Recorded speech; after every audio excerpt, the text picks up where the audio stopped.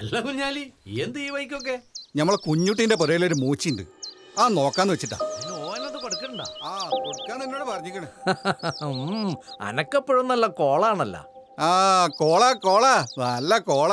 ഇവിടെ വരയമാവ് മുറിക്കാനാ കുഞ്ഞാലിക്ക പോണത്. ഇനിയിപ്പോ എന്താ ചെയ്യാ? എന്തായാലും ഉമ്മക്ക് ഇവിടെ വരയമാവിനെ രക്ഷിക്കണം. അതിനിപ്പോ എന്താ വഴി? എന്തെങ്കിലും ഒരു വഴി പറയൂ കുട്ടാ. വഴിയുണ്ട്, വാ. എന്താ കണ്ടത്?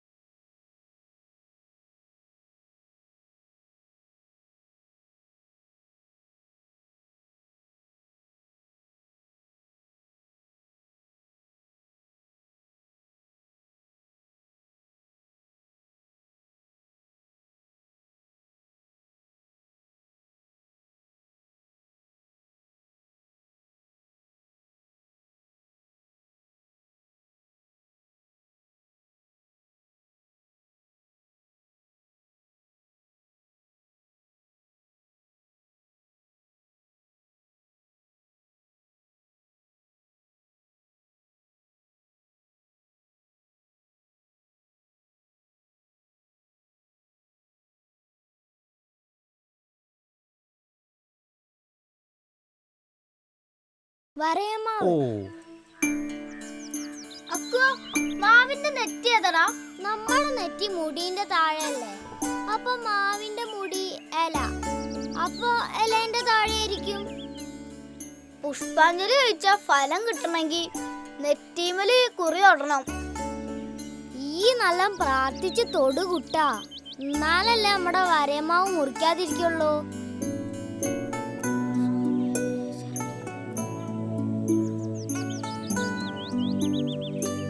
മുടി അല്ലാണെങ്കിൽ അപ്പൊ ഇവിടെ തൊടാലേ? ഒന്ന് തൊടു കുട്ടാ.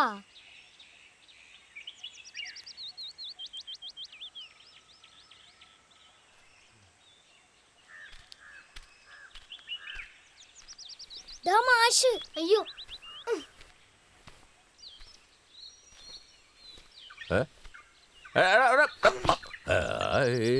എന്തൊരു ചാട്ടാടത്! സ്കൂള് വിട്ട് വന്നു കഴിഞ്ഞാ മരത്തിൽ കയറിയുള്ള കളിയാണല്ലേ? കളിക്കല്ല മാഷേ, ഞങ്ങള് മാവിന് പുഷ്പാഞ്ജലി കഴിച്ചിട്ട് കുറി തൊട്ട് കൊടുക്ക. മരത്തിന് പുഷ്പാഞ്ജലി കഴിക്കുക, അത് പുതിയ അറിവാണല്ലോ. അതെന്തിനാ? മാവിനെ രക്ഷിക്കാനാ. അക്കുവിന്റെ ഉപ്പ ഞങ്ങളുടെ വരയമാവിനെ മുറിക്കാൻ പോവാ. ആരാ പറഞ്ഞ് പുഷ്പാഞ്ജലി കഴിച്ച മാവിനെ രക്ഷപ്പെടുത്താന്ന്? കുട്ടന്റെ അമ്മ അമ്പലത്തിൽ പോയി പുഷ്പാഞ്ജലി കഴിച്ചോണ്ടാ ഉപ്പച്ചിക്കും കുട്ടന്റെ അച്ഛനും പണി കിട്ടിയത്. ഓ, അപ്പോ മരം മുറിക്കാതിരിക്കാൻ ദൈവത്തിനോടുള്ള ശുപാർശയാണല്ലേ ഈ പുഷ്പാഞ്ജലി? അത് ദൈവം കേൾക്കും. ദൈവത്തിന് ഏറ്റവും ഇഷ്ടം ആരോടാണെന്ന് അറിയോ? സസ്യങ്ങളോടാ. കാരണം ഒരിക്കൽ തലയറുത്തു മാറ്റിയാലും ആ കുറ്റിയിൽ നിന്ന് ജീവൻ കിളിർത്തു വരാനുള്ള കഴിവ് സസ്യങ്ങൾക്ക് മാത്രമേ ഉള്ളൂ. ഈ ഭൂമിയിലെ മരണമില്ലാത്ത ജീവനുള്ള ദൈവങ്ങളാണ് സസ്യങ്ങൾ. ആ ദൈവത്തിന്റെ സംരക്ഷകരാണ് നിങ്ങളൊക്കെ.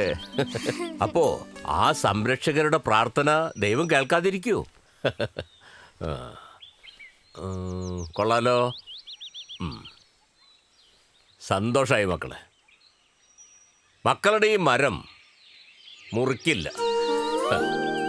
മാഷ് മോന്റെ വാപ്പയോടൊന്ന് സംസാരിക്കാം. സന്തോഷായില്ലേ? ആ